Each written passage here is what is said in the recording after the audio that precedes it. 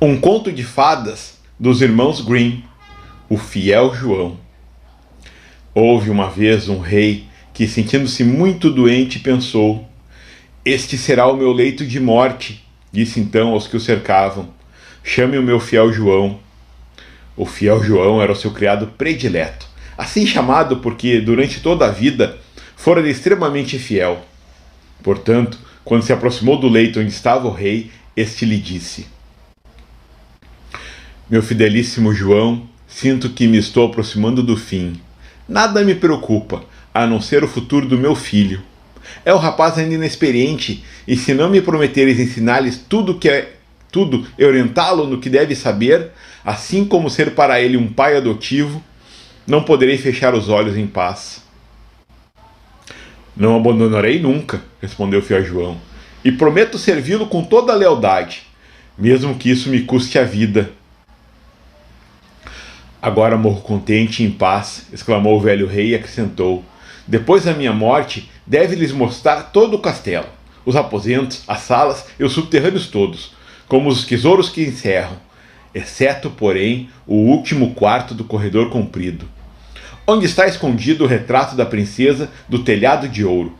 Pois, se vir aquele retrato, ficará ardentemente apaixonado por ela e cairá num longo desmaio, e por sua causa correrá grandes perigos, dos quais eu te peço que o livres e o preserves." Assim que o fiel João acabou de apertar uma última vez a mão do velho rei, este silenciou, reclinou a cabeça no travesseiro e morreu. O velho rei foi enterrado, e passado alguns dias, o fiel João expôs ao príncipe o que lhe havia prometido pouco antes de sua morte, acrescentando: "Cumprirei a minha promessa, ser-te-ei fiel como fui para com ele, mesmo que isso me custe a vida." Transcorrido o período de luto, o fiel João disse-lhe: "Já é tempo que tomes conhecimento das riquezas que herdaste.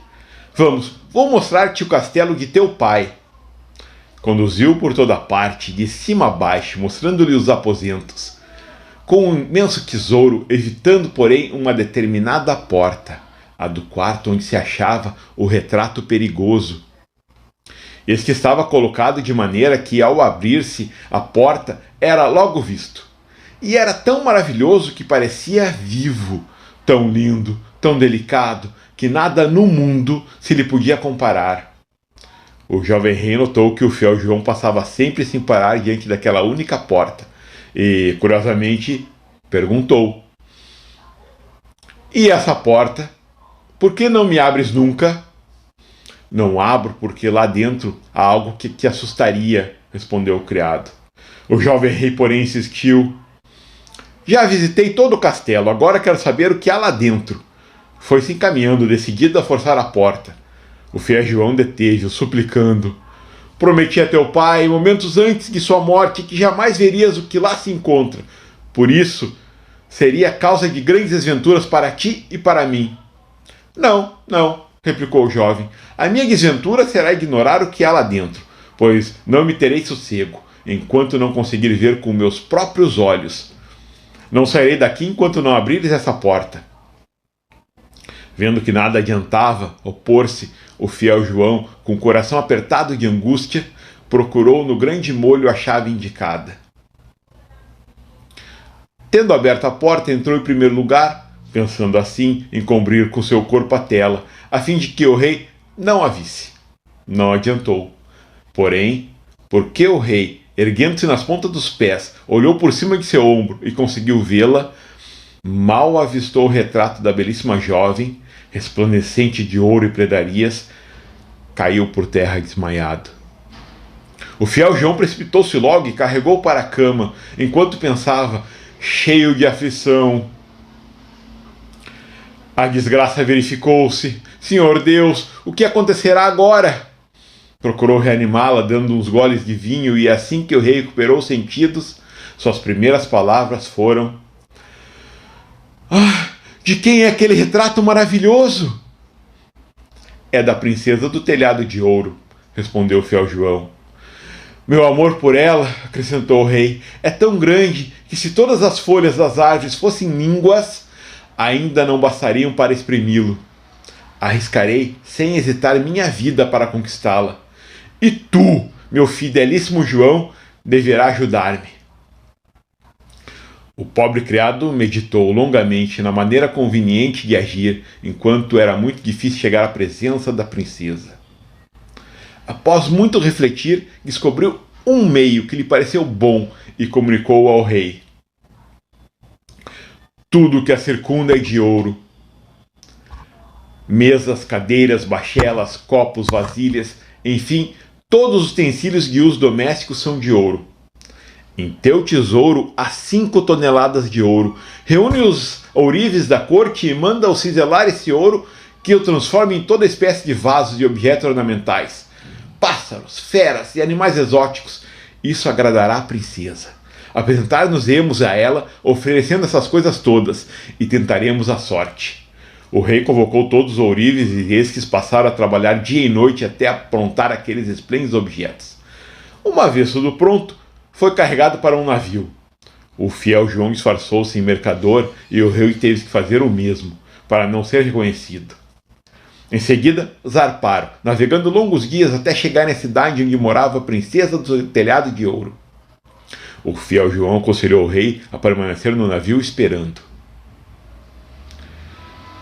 Talvez eu traga comigo a princesa, disse ele. Portanto, providencie para que tudo esteja em ordem. Manda expor todos os objetos de ouro e adornar caprichosamente o navio. Junto, depois, diversos objetos de ouro no avental. Desceu à terra e dirigiu-se diretamente ao Palácio Real. Chegando ao pátio do palácio, avistou uma linda moça tirando água da fonte com 2 baldes de ouro. Quando ela se voltou, carregando a água cristalina, deparou com um desconhecido, perguntou-lhe quem era. Sou um mercador, respondeu ele, abrindo o avental e mostrando o que trazia. Ah, que lindos objetos de ouro! Exclamou a moça. Descansou os baldes no chão e pôs-se a examiná-los um por um. A princesa deve vê-los, disse ela. Gosta tanto de objetos de ouro que certamente os comprará todos. Tomando-lhe a mão, conduziu até os aposentos superiores, que eram os da princesa. Quando esta viu a esplêndida mercadoria, disse encantada: Está tudo tão bem cinzelado que desejo comprar todos os objetos. O fiel João, porém, disse-lhe: Eu sou apenas o criado de um rico mercador. O que tenho aqui nada é em comparação ao que o meu amo tem no seu navio. O que de mais artístico e precioso se tenha já visto em ouro, ele tem lá. Ela pediu que lhe trouxesse tudo, mas o fiel João retrucou: Para isso seriam necessários muitos dias, tal a quantidade de objetos. Seriam necessárias também muitas salas para expô-los, e este palácio parece-me não tem espaço suficiente. Espicaçou-lhe assim a curiosidade e o desejo. Então ela concordou em ir até o navio. Leva-me, quero ver pessoalmente os tesouros que teu amo tem a bordo. Radiante de felicidade, o fiel João conduziu a bordo do navio, e quando o rei a viu, achou que era ainda mais bela que no retrato. Seu coração ameaçava-lhe saltar-lhe do peito de tanta alegria. O rei recebeu-a e acompanhou ao interior do navio. O fiel João, porém, ficou junto ao timoneiro, ordenando-lhe que zarpasse depressa. A toda vela! Faça com que voe como um pássaro no ar, dizia ele. Entretanto, o rei ia mostrando à princesa, um por um, os maravilhosos objetos de ouro. Pratos, copos, vasilhas, pássaros, feras e monstros, exaltando-lhes as formas e o fino cinzelamento. Passaram-se assim muitas horas de contemplação daquelas obras de arte. Em sua alegria, ela nem sequer percebera que o navio estava navegando. Tendo examinado o último objeto, agradeceu ao mercador, dispondo-se a voltar para casa, mas, chegando ao tombadilho, viu que o navio corria a toda a vela rumo ao mar alto, distante já da costa. Ah! Gritou apavorada. Enganaram-me! Fui raptada! Estou à mercê de um vulgar mercador! Prefiro morrer! O rei, então, pegando-lhe a mãozinha, disse: Não sou um vulgar mercador. Sou um rei de nascimento não inferior ao teu. Se usei de astúcia para te raptar, filo por excesso de amor. Quando vi pela primeira vez teu retrato, a emoção prostou-me desmaio. Ouvindo essas palavras, a princesa do Telhado de Ouro sentiu-se confortada e de tal maneira seu coração se prendeu ao jovem que consentiu em se tornar sua esposa. O navio continuava em mar alto e os noivos extasiavam-se a contemplar aqueles objetos todos. Enquanto isso, o fiel João, sentado à proa, divertia-se a tocar o seu instrumento. Viu de repente 3 corvos esvoaçando que pousaram ao seu lado. Parou de tocar a fim de ouvir o que grasnavam, pois tinha o dom de entender a sua linguagem. Então um deles granou: "Ei-lo que vai levando para casa a princesa do Telhado de Ouro." "Sim," respondeu o segundo, "mas ela ainda não lhe pertence." "Pertence sim," replicou o terceiro. "Ela está aqui no navio com ele." Então o primeiro corvo tornou a grasnar: "Que adianta? Quando desembarcarem, sairá ao seu encontro um cavalão aslazão. O rei tentará montá-lo. Se o conseguir, o cavalo fugirá com ele, alcançando-se em voo pelo espaço, e nunca mais ele voltará a ser uma princesa." "E não há salvação?" perguntou o segundo corvo. "Sim, se um outro se lhe antecipar e montar rapidamente no cavalo, pegar o arcabuz que está no coldre e conseguir com o mesmo matar o cavalo. Só assim o rei estará salvo." "Mas quem é que está a par disso? Se por acaso alguém o soubesse e prevenisse o rei, suas pernas, dos pés aos joelhos, se transformariam em pedra quando falasse." O segundo corvo falou: "Eu sei mais uma coisa. Mesmo que matem o cavalo, o jovem rei não conseguirá a noiva. Pois, ao chegarem ao castelo, encontrarão numa sala um manto nupcial que lhes parecerá tecido de ouro e prata. Ao invés disso, é tecido de enxofre e de pez. Se o rei o vestir, queimar-se-á até a medula dos ossos." O terceiro corvo perguntou: "E não há salvação?" "Oh, sim," respondeu o segundo. "Se alguém, tendo calçado luvas, agarrar depressa o manto e o atirar ao fogo para que se queime, o jovem rei estará salvo. Mas que adianta se ninguém sabe disso? Se eu soubesse e prevenisse o rei, se transformaria em pedra desde o joelho até o coração." O terceiro corvo, por sua vez, falou: "Eu ainda sei mais. Mesmo que queime o manto, ainda assim o jovem não terá a noiva. Pois, após as núpcias, quando começar o baile e a jovem rainha for dançar, ficará repentinamente pálida e cairá ao chão como morta. E se alguém não a acudir depressa e não sugar 3 gotas de sangue de seu seio direito, cuspindo em seguida, ela morrerá. Mas se alguém souber disso e o revelar ao rei, ficará inteiramente de pedra desde a cabeça até as pontas dos pés." Fim dessas conversas, os corvos levantaram o voo e sumiram. O fiel João, que tudo ouvira e entendera, tornou-se desde então tristonho e taciturno. Se não contasse o que sabia ao seu amo, este iria-se encontro à própria infelicidade. Por outro lado, porém, se lhe revelasse tudo, seria a própria vida que sacrificaria. Por fim, resolveu-se: "Devo salvar meu amo, mesmo que isso me custe a vida." Quando, portanto, desembarcaram, sucedeu exatamente o que havia dito o primeiro corvo. Saiu-lhes ao encontro um belo cavalo alazão. "Muito bem!" exclamou o rei. "Este cavalo me levará ao castelo," e fez menção de montá-lo. O fiel João, porém, antecipou-se-lhe, saltou-lhe na sela, tirou o arcabuz do coldre e no instante abateu o cavalo. Os outros acompanhantes do rei, que não simpatizavam com o fiel João, exclamaram indignados: "Que absurdo! Matar um animal tão belo, tão apropriado para levar nosso rei ao castelo!"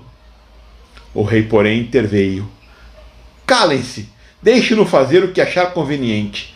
Sendo o meu fidelíssimo João, deve ter motivos razoáveis para agir assim." Encaminharam-se todos para o castelo. Na sala depararam com um lindo manto nupcial que parecia ter sido de ouro e prata sobre uma salva. O jovem rei quis vesti-lo logo, mas o João, com um gesto rápido, afastou-o e das mãos enluvadas agarrou o manto, lançou-o ao fogo, que o sumiu imediatamente. Os acompanhantes do rei tomaram a protestar contra ele atrevimento. Vejam só! Ousa queimar até o manto nupcial do rei! Mas o rei tornou a interrompê-los. Calem-se! Deve haver um sério motivo para isso. Deixem que eu faça o que deseja. Ele é o meu fidelíssimo João. Tiveram início as bodas com grandes festejos. Chegando a hora do baile, também a noiva quis dançar. O fiel João, atento às menores coisas, não deixava de observar-lhe o rosto. De súbito, viu-a empalidecer e cair por terra como morta. De um salto, aproximou-se dela, tomou-a nos braços e carregou-o para o quarto. Reclinando-se em seu leito, ajoelhando-se ao lado da cama, sugou-lhe do seio direito 3 gotas de sangue e cuspiu-as. Com isso, ela imediatamente recuperou os sentidos e voltou a respirar normalmente. O rei, porém, que a tudo assistia sem compreender as atitudes do fiel João, ficou furioso e ordenou: prendam-no já! Leve-no para o cárcere! Na manhã seguinte, o fiel João foi julgado e condenado à morte. Levaram-no ao patíbulo, mas, no momento de ser executado, de pé sobre o estrado, resolveu falar. Antes de morrer, todos os condenados têm direito de falar. Terei eu também esse direito? Sim, sim, anuiu o rei. Então o fiel João revelou a verdade. Estou sendo injustamente condenado sempre que fui fiel, e narrou detalhadamente a conversa dos corvos, que ouvira quando estava a bordo em alto mar. Fizera o que fizera só para salvar o rei, seu amo. Então, muito comovido, o rei exclamou: ó, meu fidelíssimo João, perdoa-me, perdoa-me, solte-no imediatamente. Porém, assim que acabara de pronunciar as últimas palavras, o fiel João caiu inanimado, transformado em uma estátua de pedra. A rainha e o rei entristeceram-se profundamente, e este último, em prantos, lamentava-se. Ah, quão mal recompensei tamanha fidelidade! Deu ordens para que a estátua fosse colocada em seu próprio quarto, ao lado da cama. Cada vez que seu olhar caía sobre ela, desatava a chorar, lamuriando-se. Ah, se me fosse possível restituir-te a vida, meu caro, meu fiel João. Decorrido algum tempo, a rainha deu à luz a 2 meninos gêmeos, os quais cresceram viçosos e bonitos e constituíram a sua maior alegria. Uma ocasião, enquanto a rainha se encontrava na igreja, os 2 meninos brincavam junto do pai. Este volveu-se tristecido para a estátua, suspirando. Se pudesse restituir-te a vida, meu fiel João. Enfim, viu a pedra animar-se e falar. Sim, disse ela, está em meu poder restituir-me a vida, à custa, porém, do que te é mais caro. Assombrado com essa revelação, o rei exclamou: por ti darei tudo que me seja mais caro neste mundo. A pedra então continuou: pois bem, se com tuas próprias mãos cortares a cabeça de teus 2 filhinhos e me friccionares com seu sangue, eu recuperarei a vida. O rei ficou horrorizado à ideia de ter que matar seus filhos estremecidos, mas lembrou-se daquela fidelidade sem par que lhe dedicara ao fiel João, a ponto de morrer para salvá-lo, e não hesitou mais. Sacou a espada e decepou a cabeça dos filhos. Depois friccionou o sangue deles à estátua de pedra, e esta logo se reanimou, aparecendo-lhe vivo, são o seu fiel João. A tua lealdade, disse-lhe ele, não pode ficar sem recompensa. Então, apanhando as cabeças dos meninos, recolocou sobre os troncos, untando-lhes o corte com o sangue deles, e imediatamente os garotos voltaram a saltar e a brincar como se nada houvesse acontecido. O rei ficou radiante de alegria. Quando viu a rainha que vinha voltando da igreja, escondeu o fiel João e os meninos dentro de um armário. Assim que ela entrou, perguntou-lhe: foste à igreja rezar? Sim, respondeu ela, mas não cessei de pensar no fiel João. Por nossa causa foi ele tão desventurado. Então o rei insinuou: minha querida mulher, nós poderíamos restituir-lhe a vida, mas à custa da vida de nossos filhinhos. acha que devemos sacrificá-los? A rainha empalideceu, sentindo o sangue gelar-se nas veias, contudo animou-se e disse: pela incomparável fidelidade que nos dedicou, acho que devemos. Felicíssimo por ver que a rainha concordava com ele, o rei abriu o armário e fez sair as crianças e o fiel João. Graças a Deus, disse, aqui está ele desencantado e temos também os nossos filhinhos. Depois contou-lhe detalhadamente o ocorrido. E a partir daí, então, viveram todos juntos, alegres e felizes, até o fim da vida.